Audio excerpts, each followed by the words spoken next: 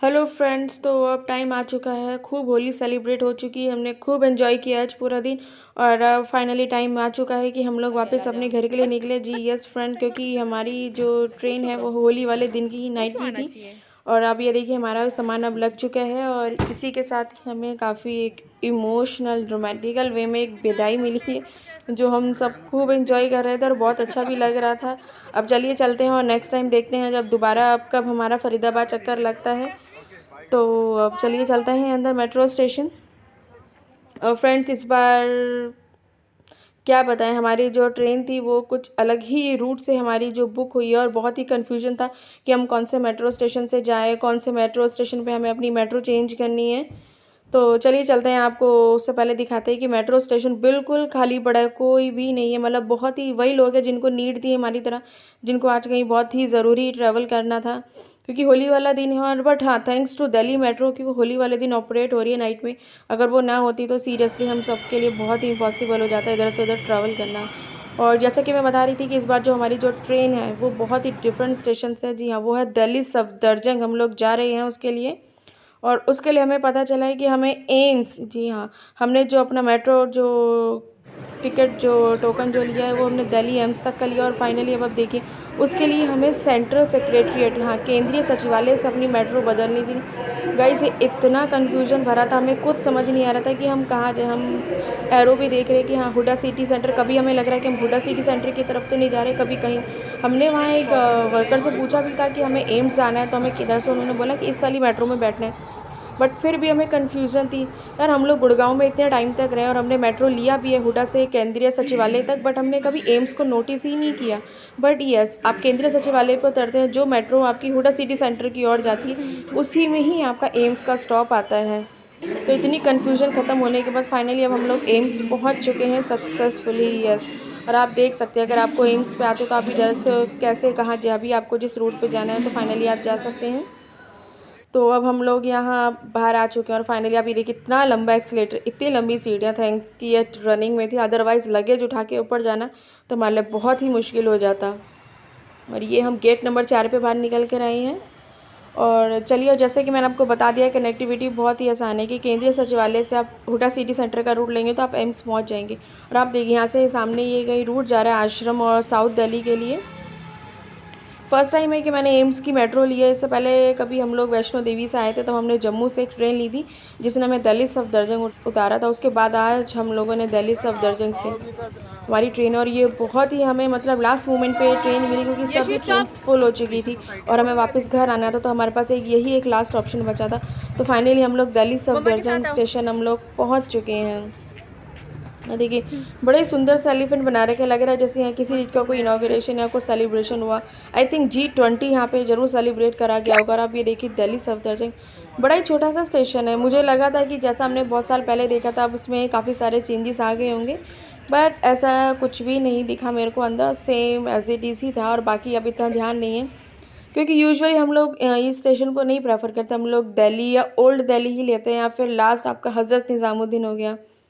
तो अब चलिए देखिए गाइस, यहाँ पे जो लेडी इस टाइम बैठी हुई थी चेकिंग के लिए, उसका बिल्कुल ही ध्यान नहीं था, कोई लगेज वगेज चेक नहीं करे। और आप यहाँ देखिए ये सामने एक भारत जो दर्शन की जो ट्रेन, जो मोस्टली जो मतलब सुना है मैंने, जो ट्रेन चलती हैं जो IRCTC द्वारा चलाई जाती हैं वो दिल्ली सफदरजंग से ही चलती हैं मेनली।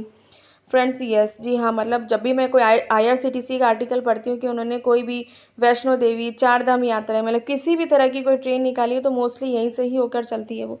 और आप देख सकते हैं फाइनली अब हमारी ट्रेन आ चुकी है। हमारी जो ट्रेन का टाइम था वो 10:40 का था, बट ये आई थिंक 10 मिनट थोड़ा सा लेट आई है। बट कोई, और फ्रेंड एक और बात, हमें लगा था कि दिल्ली स्टेशन की यहाँ सब जगह ऊपर मॉनिटर स्क्रीन्स लगे होंगे जिसमें आपको पता चल जाता है कि आपका कोच कहाँ पर आने वाला, और इस स्टेशन पर ऐसा कुछ भी नहीं था। टोटली कन्फ्यूजन था, मतलब अपना लगेज लो और भागो। और वही हुआ जो मैं आगे रिकॉर्ड ही नहीं कर पाई ट्रेन का पूरा, क्योंकि हमारा जो कोच था वो आई थिंक B3 और B2 था और वो बिल्कुल आगे गया था इंजन के साथ। और ये लगा लो मुझे बच्चा और बैग लेके एकदम पूरी अच्छी तरीके से रनिंग करनी पड़ी थी, बहुत अच्छी खासी एक्सरसाइज भी हो गई थी। ट्रेन का स्टॉप 2 मिनट के लिए दिया गया था बट 10 मिनट्स तक रोक के रखा, और ये काफ़ी अच्छी बात थी क्योंकि यहाँ इस स्टेशन पर सारे के सारे जितने भी पैसेंजर सारे इंदौर जाने वाले थे, तो स्टेशन खचाखच भरा हुआ था। और अब आप ये देखिए ये ट्रेन जो है आपकी उधमपुर से आ रही है। फ्रेंड्स, इस ट्रेन की हालत देख के तो इतना मन अंदर से दुखी हुआ है ना कि मतलब इतनी गंदगी लोग आज भी अभी तक करते हैं। प्लीज़ फ्रेंड्स, ऐसा बिल्कुल भी ना करें। और अब रात को कुछ रिकॉर्डिंग नहीं हो पाई, थक चुके थे। नेक्स्ट डे जब उठे हैं तो सीधा नागदा रेलवे स्टेशन पहुँचे हैं। और नागदा रेलवे स्टेशन देखते अब हमें समझ में आ गया था कि अब हम लोग बस कुछ ही देर और है कि हम लोग इंदौर अब पहुँच ही जाएंगे।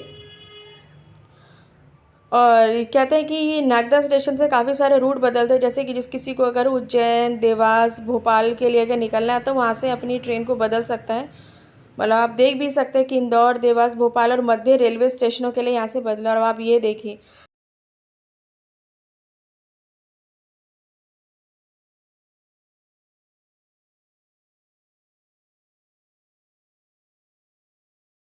आप एमपी में एंटर हो और आपको पोहा, जलेबी, कचौड़ी ना मिले, ऐसा हो ही नहीं सकता।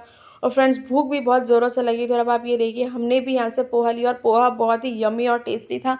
मन खुश हो गया। प्लस इनकी चाय भी थी। इंदौर की यही खास बात है, इंदौर की आप एमपी की बात करें कि वहाँ एंट्री करते ही आपको पोहा, जलेबी और कचौड़ी नाश्ते में मिलेगा ही मिलेगा।